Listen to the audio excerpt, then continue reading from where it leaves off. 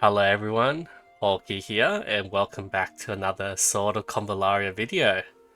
And it's finally here. JP has officially announced Global Deduction, or whatever it's going to be translated to, Universal Derivation. And yeah, we've seen this image before.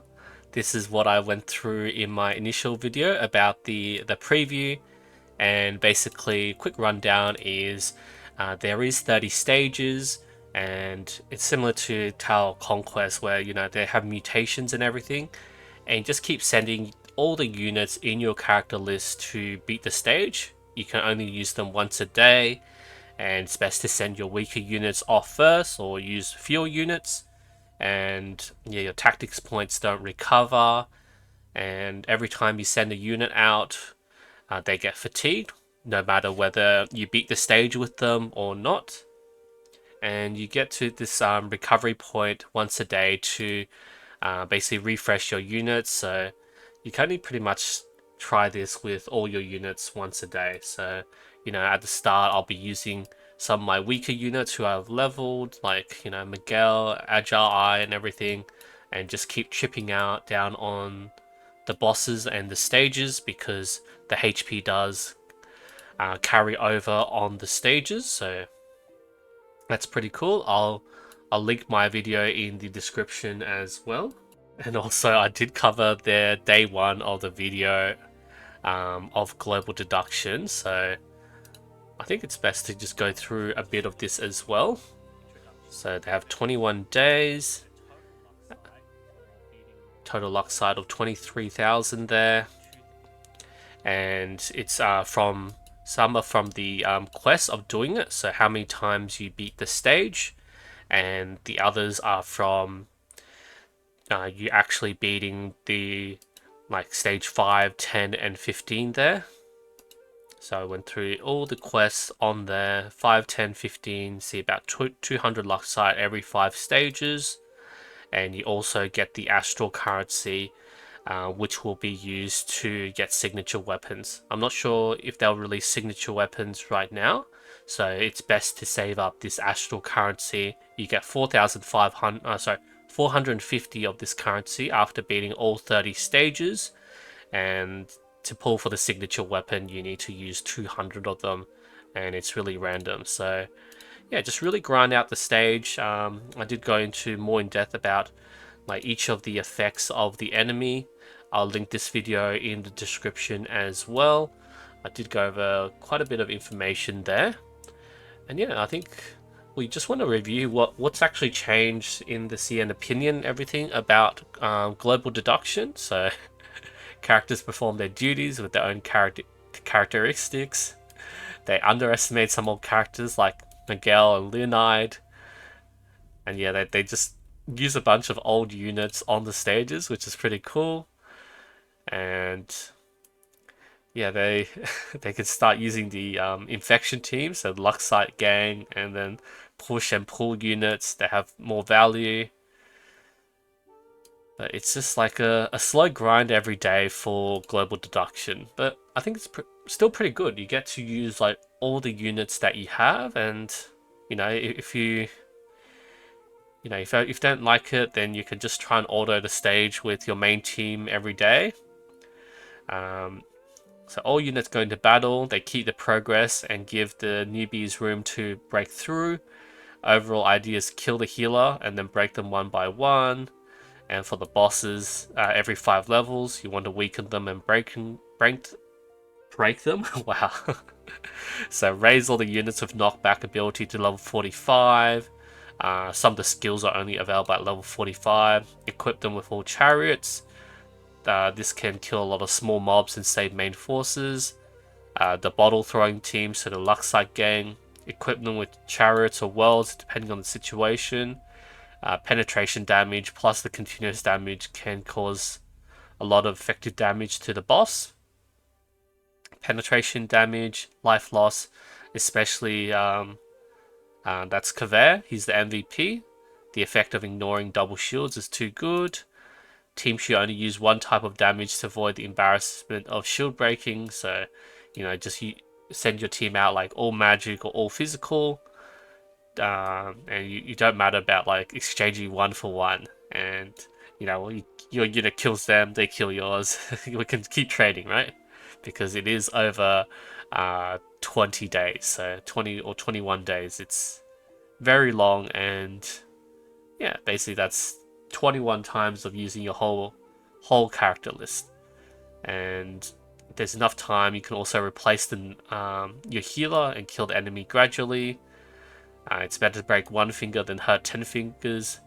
You can consider training SR, getting level 50 equipment, and use it as just a team to just chip down on the enemy. Yeah, it's just really it's finally, we get this new mode and we can just really play our characters, because there hasn't really been much of a challenge that we can do. Use fire rings, special fate, the wheel of fortune. So there's total of 6 elite stages. They're immune to knockback, need to grind hard. And also you can, if your character's too weak, you could consider bring Ragnarok as a tactic and wait until the monsters gather before using it. So, you could spam tactics every day.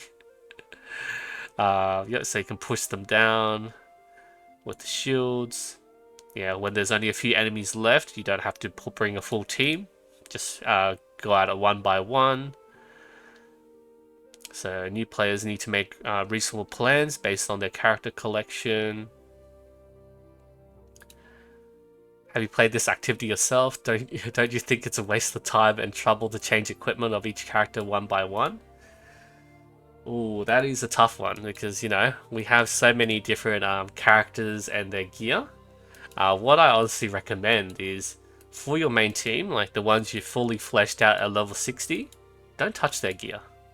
So like, these are all 60, 60, 60, and I think the plan is you level up gear for weaker characters. So haven't like, I haven't really done much for Abyss, so I can start maybe, equipping some of the weaker gear and just swap these weaker sets of gear. Maybe you can level up to 40 or 50, and you switch that gear between all these weaker characters, because you can essentially just auto equip, and then after you're done you just unequip all, and then it's just saves you time, unless you want to do something specific like what the other guy said with the chariots and wheel of fortune, world, to spam the skills and everything like that. But that's what we'll be looking at. Let's go through a bit more opinions. Talk of disadvantage first. There's no one-click save function, which makes it very troublesome to change a character's equipment frequently.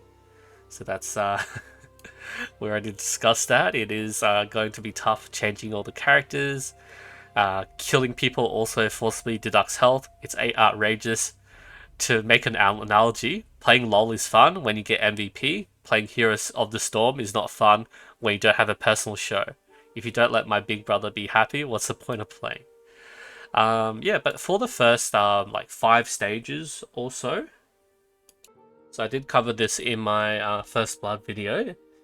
Basically, at the end of action, actually when defeated, so when you kill these mobs, you get inflicted by this Curse of the Dead, and it stacks up. So each layer will cause you to lose 26% of your health. So it's a bit like a death DOT on you. So for the first few stages, definitely don't want to bring out your strongest units, because every time you kill a mob, you start to die. So that's what he's complaining about there. Character fatigue is so disgusting. I mean, it's a good way of like using all the characters that you have, and just, I know you're quite limited in tries, but it doesn't really feel that way, because I don't know about you guys, but most people, if you've been playing since the start, you should be around like 50, 60 units, and we can't really raise all of them, but still, even using like, actually, how many over level 45s do I have? So 5, 10, 15, 20, 25, 30, 35, 40, 45. So I have 45 over level 50 and over, and I still got like so much EXP, don't I? I need to like raise the ranks and everything.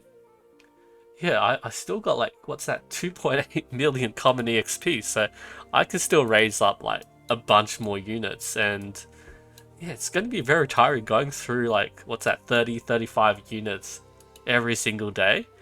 Lengthy garbage time, especially for the first 40 levels, which wastes a lot of time. I don't know why he's saying 40 levels, maybe the first 20 levels or something. If you play in a round robin combat, is it still called war chess? It has lost its soul. I mean, it's cool. It's a new strategy game. Because like, if you think of it as like the big war maps, you just send your bunch of units, and you have your meat grinders at this top, and you know we send out all the meat grinders, and then we have like, you know, the generals coming in, killing the elites. Like, advantages: take care of newbies. Even the weakest lineup can still win rewards by relying on a large crowd. No more advantages. Yeah, you can you know, send out some units, and you can start using a few tactics like Ragnarok and everything. But it doesn't your tactic points doesn't regen, so you're a bit limited on that. But you can still try every day. If you want everyone to play, you can set a certain ratio of using gold and silver cards, or have a bonus for the lineup. That's just some suggestions. Nah, that's too complicated. Randomized. They want to make a roguelike. If you want to pass the level, you must have countermeasures and pressure. 21 to 25 are extremely painful. Even if you delay one more round, the nurse can't save you. It's hard to beat without unyielding character like the yellow-haired bear. Oh, are they talking about Alexei? No, yellow-haired. That would be like Tristan. But yeah, I think it's pretty fine. I don't know why he's complaining. All players can easily complete 30 levels, play a little every day. It's easier, you don't have to frequently change equipment for low-level characters. Yeah, so we've pretty much been through all of this. So that was that video. Wow, I pulled too many of this. And there was a vote. Do you support global deduction? Oh, I did vote. There was, 295 people, and it's a 60-40. I think it's pretty positive. I think there's a bit of trolls on here, but I think that's still around like 30%. So even if you remove the equipment function, you can still play it. Otherwise, troublesome to switch back and forth. Make a mode where you can't wear equipment and run naked. Look at that face. 100-layer imitation of alchemy. All cards have a chance to play. Rich rewards. Plenty of time and no forced draws. Frequent changes of clothing cause finger pain. Yeah, we're going to like, you know, keep going through our characters and be like, equip, unequip, or like go here, scroll down. Bro, we're gonna get carpal tunnel, right? If you do this every month, you'll be very tired after playing for 3 months. If the card pool and equipment pool, so the turrets and the gear, you have enough, there's no need to change equipment frequently. Not friendly to casual players, but good for good for players who have plenty of time to play games. Let's see, interesting set of design. Difficulty have been increased across the board, plus the additional buffs are extremely bad. Percentage damage is deliberately suppressed, so you can't use the Luxite team for each stage. Sorry, exempt. Refresh bottle every day. They can keep progress, give newbies room to break through, kill the healer. Actually, I think we read this as well. And yeah, you can play very interesting characters. This guy was playing with the KA pikeman, whatever it's called, using the arm guard and the skeleton spear. Become the king of repulse. It was bug fixed. Oh, I remember Outlaw Guard. He's so amazing. We used him for the weapon trials, and he can jump and run after throwing the Luxite. He is just the mainstay of the Luxite gang. It's level 29. I pulled all the characters who could push people into the river. After pushing one wave, they died and switched to another team. it took 3 waves to complete the game. Human wave tactics, for real. That was Iggy. Yeah, I think this is going to be really awesome mode, and yeah, we can have time really exploring all the characters that we missed, and we're gonna have a fun time. It's gonna be exciting rewards, and as we saw at the start here, not this one. I got too many videos about this.